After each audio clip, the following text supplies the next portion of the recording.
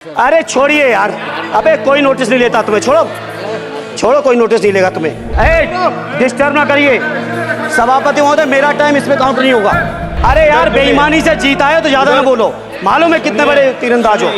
बेईमान हो, बेईमान हो, बेईमान हो, बेईमान हो।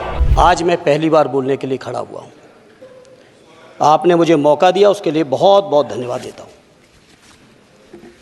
सभापति जी, सबसे पहले श्रद्धेय नेताजी को मैं नमन करना चाहता हूं, जिन्होंने अपने संघर्ष, अपनी हिम्मत, साहस और अपने पूरे जीवन की तपस्या समाज के उत्थान के लिए, देश और उत्तर प्रदेश की तरक्की के लिए और समाज के हर व्यक्ति की तरक्की और खुशहाली के लिए उन्होंने जो अपना पूरा जीवन समर्पित किया है, सबसे पहले मैं आपके माध्यम से उनको नमन करना चाहता हूं।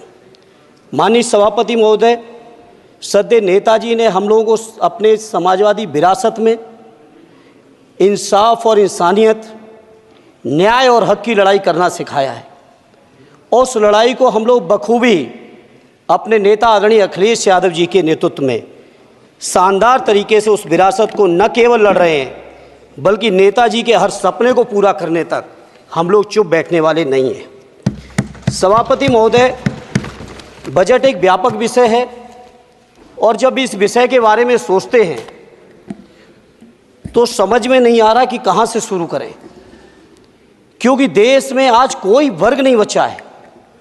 कुछ चुनिंदा उद्योगपतियों के बारे में बात नहीं करूंगा, लेकिन देश के 140 करोड़ लोगों में से कम 95% लोग ऐसे हैं जो आज पूरी तरह से बर्बाद हैं।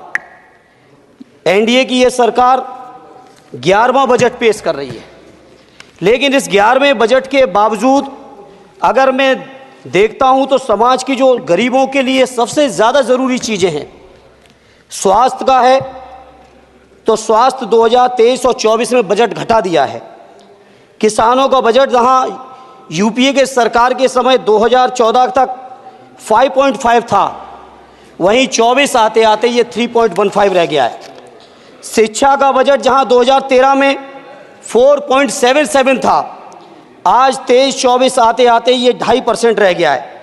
इसी तरह से जितनी भी ज़रूरी चीज़ें हैं, सभापति महोदय, मुझे कहने में कोई संकोच नहीं, ये जो बीजेपी की एनडीए की सरकार है, ये सरकार पूरी तरह से गरीब विरोधी, किसान विरोधी, नौजवान विरोधी, बुनकर विरोधी, छात्र विरोधी, दलित विरोधी, पिछड़ा विरोधी, मजदूर विरोधी, जितनी भी अगर उपाधियां दी जाएंगी सभापति महोदय वो कम हैं। और मैं कोई राजनीतिक भाषण नहीं दे रहा हूं, मैं उदाहरण सहित आपको जब नंबर आए तो बोल देना, और हमें पता है आपका नंबर भी नहीं आएगा आपकी पार्टी में, ये भी पता है हमें।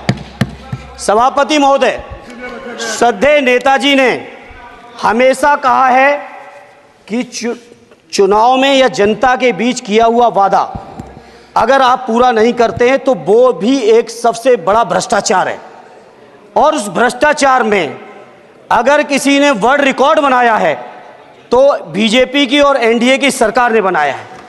सभापति महोदय, 2014 के चुनाव के समय प्रधानमंत्री जी ने वादे किए कि 2 करोड़ रोजगार हर साल मिलेंगे। स्वामीनाथन जी, जिनको भारत रत्न दिया है, सरकार को मैं धन्यवाद देता हूं, लेकिन वो धन्यवाद अधूरा है जब तक उनकी सिफारिशों को नहीं मानते हो। 2007-8 से लगातार मांग चल रही है देश में कि स्वामीनाथन जी की जो सिफारिश है, किसानों को 1.5 गुना समर्थन मूल्य देने का, एमएसपी की गारंटी देने का, कानूनी हक और अधिकार देने का, उस गारंटी को आज तक नहीं माना, आज तक नहीं माना, आज तक नहीं माना। स्वामीनाथन जी को आज तक नहीं माना। अध्यक्ष जी, डिस्टर्ब ना करिए सभापति महोदय, मेरा टाइम इसमें काउंट नहीं होगा। आप इधर, अरे यार बेईमानी से जीता है तो ज्यादा ना बोलो, मालूम है कितने बड़े तीरंदाज हो। इधर इधर बेईमान हो, बेईमान हो, बेईमान हो, बेईमान हो, बेईमान हो। चलो, स्वामीनाथन जी की आपने नहीं मानी, एमएसपी आपने लागू नहीं की। कितनी बढ़िया बातें कि खाद पे हम सब्सिडी बढ़ा रहे हैं, पहले 50 किलो को 45 किलो, फिर 45 किलो को 40 किलो, और मुझे लगता है कि ये तीसरा कार्यकाल पूरे होते होते केवल 10 ही किलो बचेगा खाद के कट्टे में, इससे ज़्यादा नहीं बचेगा। मंडी एक नहीं बनाई, आत्महत्या इतनी कर रहे हैं किसान। और किसान अगर अपनी एमएसपी की मांग करते हैं, हजारों किसान यहीं दिल्ली की सीमा पर मारे जाते हैं, और आप सोचते हो कि आपकी बात को कोई समझेगा नहीं। सभापति महोदय, नौजवानों को कितना गुमराह किया गया। नौजवानों से कह दिया गया हर साल 2 करोड़ रोजगार। मैं आज सवाल पूछता हूं अपने नौजवानों की ओर से, बताएं भारतीय जनता पार्टी के लोग, सरकार में बैठे लोग, 10 साल आपने राज कर लिया है, आखिर 20 करोड़ नौजवानों को रोजगार कहां है? अरे छोड़िए यार, अबे कोई नोटिस नहीं लेता तुम्हें, छोड़ो कोई नोटिस नहीं लेगा तुम्हें। 20 करोड़ नौजवान के रोजगार का हिसाब कहां है? आज 11वें बजट में जब याद आई तो वो भी ट्रेनिंग की बात करते हो। मैं कहना चाहता हूं IIM, IIT के नौजवानों को रोजगार नहीं दे पा रहे हो। आप सोच रहे हो इंटर्नशिप के इस छोटे से शगुफे से नौजवान खुश होंगे? देश के नौजवान खुश होने वाले नहीं है। सभापति महोदय, शिक्षा के मसले पर लगातार बजट घटाया जा रहा है, लगातार सरकारी शिक्षा कम की जा रही है, और ये बीजेपी की सरकार की लगातार प्रयास है कि नौजवान शिक्षित होंगे तो सवाल पूछेंगे। देश की JNU से लेके BHU से लेके MU से लेके जितने बड़े संस्थान हैं, सारे संस्थानों को बर्बाद कर दिया है। एक भी दलित, एक भी पिछड़े, कहीं आपका वाइस चांसलर नहीं है। लगातार जितने भी आपके professor, associate professor, assistant professor की नियुक्तियों में RSS का जब तक कोई फंडामेंटल कोर्स नहीं करेगा, बेसिक कोर्स, तब तक उसकी नियुक्ति नहीं होगी। आप क्या सोच रहे हो देश नहीं देख रहा है नौजवान? यूजीसी का बजट लगातार कम किया जा रहा है। मेरा खुला आरोप है इस सरकार पर कि ये सरकार शिक्षा को प्राइवेट करके, शिक्षा को मुट्ठी भर उद्योगपतियों के हाथों में देके, शिक्षा को चुनिंदा लोगों के हाथ में देके, देश के 140 करोड़, जिसमें मैं समझता हूं 90% लोग गरीब हैं, उन गरीबों के हाथों से शिक्षा को छीनने का ये जो आपकी सरकार षड्यंत्र कर रही है, इसके लिए हम लोग इस मौके पे विरोध करते हैं। लगातार फीस बढ़ा रहे हैं, शिक्षकों की कमी है, रोजगार आप दे नहीं पा रहे हो, सामाजिक असमानता। सभापति महोदय, 2014 में जिस समय सरकार बनी थी एनडीए की, उस समय देश की जितने भी जो आर्थिक चीज़ें थी, जो वेल्थ थी, उसमें पिछड़ों की हैसियत 17% थी, 17%, और आज 10 साल की एनडीए की सरकार के बाद पिछड़ों की आर्थिक हैसियत हो गई है केवल 9%। मैं कहना चाहता हूं चुनौती के साथ, वित्त मंत्री अपने जवाब में बता दें, अनुसूचित जनजाति का एक भी व्यक्ति देश में अरबपति हो तो बता दो, एक भी अरबपति हो तो बता दो, एक भी दलित को अरबपति आपने बना दिया हो तो बता दो, एक भी पिछड़े को बना दिया हो तो बता दो। आप जवाब में दे देना, आप डेटा दे देना, आप डेटा दे देना, हमारी दबाव नहीं रुकेगी। सभापति महोदय, जब बीजेपी की सरकार, जब बीजेपी के लोग विपक्ष में रहे तो ओपीएस की बातें किए। 10 साल से आप सत्ता चला रहे हो, 11वां बजट पेश कर रहे हो, पूरा देश आज ओपीएस के लिए सरकारी कर्मचारी परेशान है, कहीं ओपीएस की चर्चा नहीं है, पुरानी पेंशन की कोई चर्चा नहीं है। सभापति महोदय, पुरानी पेंशन तो पुरानी पेंशन, हम मांग करते हैं, बहुत बड़े राष्ट्रभक्त आप बनते हो, मैं मांग करता हूं देश के पैरामिलिट्री फोर्सेस को आप पुरानी पेंशन दीजिए। मैं मांग करता हूं, आप राष्ट्रभक्त हैं ना, सीमा में जो सुरक्षा कर रहे हैं, जो शहादत झेल रहे हैं, मेरी मांग है कि आप उनकी ओपीएस दीजिए। वो आप ओपीएस नहीं दे पाओगे। इसी तरह से सभापति महोदय, देश के अंदर बहुत से ऐसे संविदा कर्मचारी, एक से एक बढ़िया फार्मूला, अब कानूनन मंडल आयोग लागू हो गया तो कैसे पिछड़े और दलितों को रोकें? तो संविदा कर्मी की प्राइवेट कंपनी, प्राइवेट आपने आउटसोर्सिंग कर दी। आउटसोर्सिंग के कारण से देश के सारे दलित, सारे पिछड़े, सारे आदिवासी आपकी सेवाओं से बाहर हो गए, उनके पास कोई कानूनी हक नहीं। तो ये जो आरक्षण को खत्म करने के तरह तरह के जो आप लोग षड्यंत्र अपना रहे हो, इस षड्यंत्रों को देश का जनमानस पूरी तरह से जान भी चुका है, पहचान भी चुका है, और इसीलिए उत्तर प्रदेश से तो आपको कर ही दिया है बाहर, देश से भी बाहर जल्दी करेंगे, और हमारे साथी मिलकर दूसरे प्रांतों से भी बाहर करेंगे। इसी तरह सभापति महोदय, हम मांग करते हैं, आप सोचिए उत्तर प्रदेश अकेले के अंदर, देश के हालात मुझे नहीं पता और बदतर होंगे, अकेले उत्तर प्रदेश में 1000 से ज़्यादा शिक्षा मित्र आत्महत्या कर चुके सभापति महोदय। कोई सरकार के कान पे जू नहीं रेंग रही है। किसान आत्महत्या कर रहे हैं, इन्हें कोई मतलब नहीं। अनुदेशकों को तनख्वाह नहीं मिल रही है समय से, कोई मतलब नहीं। आंगनबाड़ी महिलाएं परेशान हैं, इनको कोई मतलब नहीं सभापति महोदय।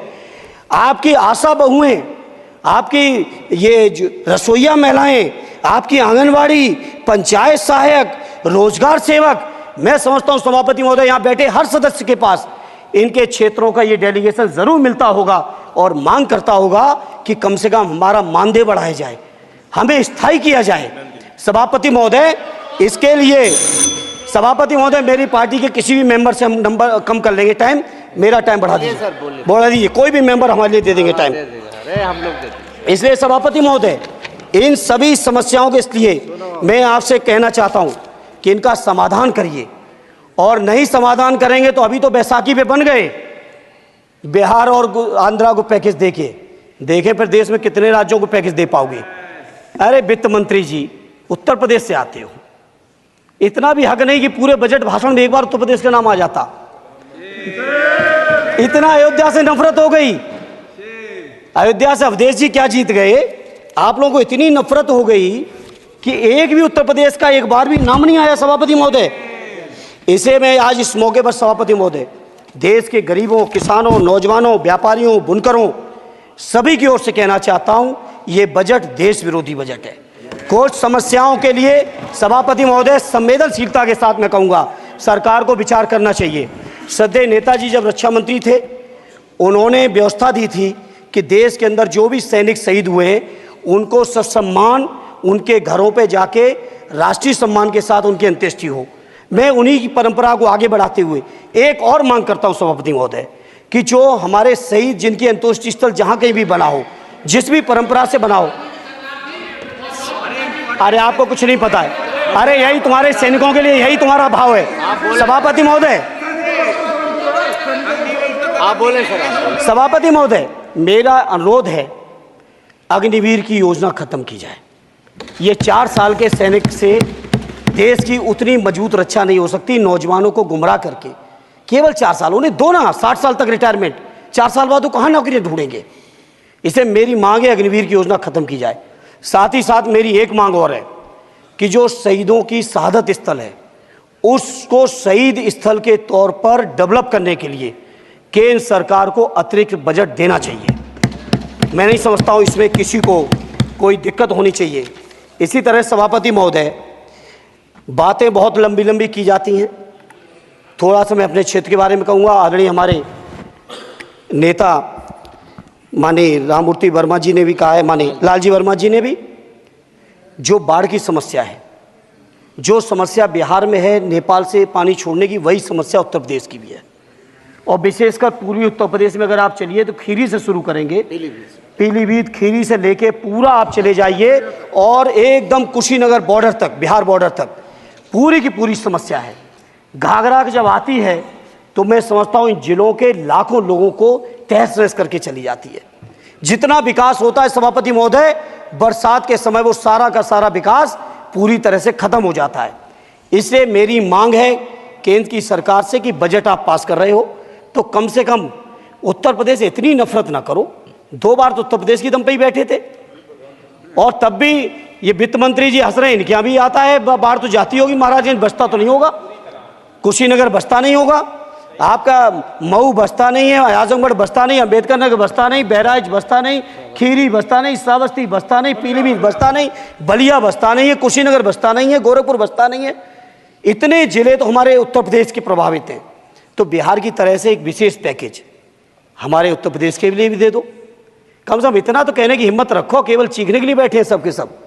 सभापति महोदय दूसरा एक मैं बात, हमसे पूर्व जो सांसद रहे हमारे आजमगढ़ के, बड़ी लंबी लंबी बातें की, गोरखपुर से आजमगढ़ होते हुए बनारस तक का हमने रेलवे लाइन स्वीकृत करा दिया। सभापति महोदय मैंने जब पता किया अधिकारियों से तो सच्चाई ये है कि अभी उस पर एक भी पैसे का बजट का आवंटन नहीं है, नहीं है बजट का आवंटन।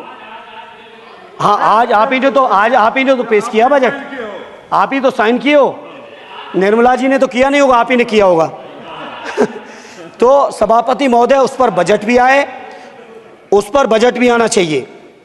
दूसरा सभापति महोदय, ये जो समस्या है बाढ़ वाली, मैं समझता हूँ कोई अकेले मेरी नहीं है, मेरे अकेले क्षेत्र की नहीं है।